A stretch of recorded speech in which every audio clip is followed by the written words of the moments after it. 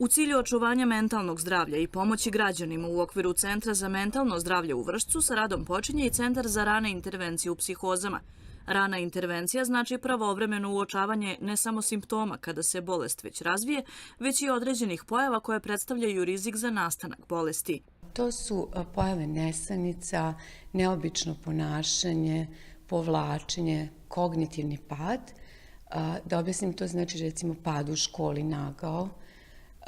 Zatim takođe nedostatak, neki poremećaj u interpersonalnim odnosima, u druženju, samoizolacija, poremećaj apetita.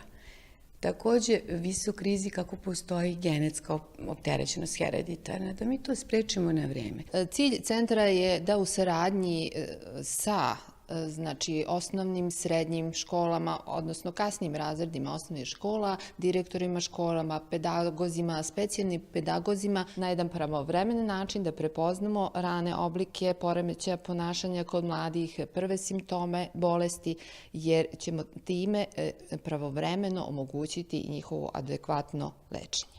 Psihoze mogu biti i indukovane i pojaviti se kao reakcija na određene životne događaje, ali i na uzimanje psihoaktivnih supstanci. Zbog toga je važno da, prvenstveno mladi, na vreme dobiju adekvatne savete i pomoć.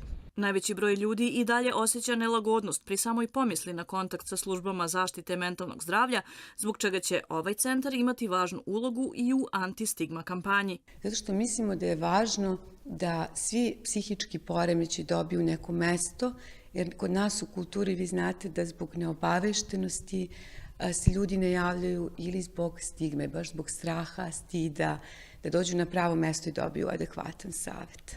Nedostatak informacija o ranim simptomima i značaju ranog lečenja mogu dovesti do brojnih komplikacija, a težina bolesti može dovesti do doživotne invalidnosti uz visoke rizike od suicida.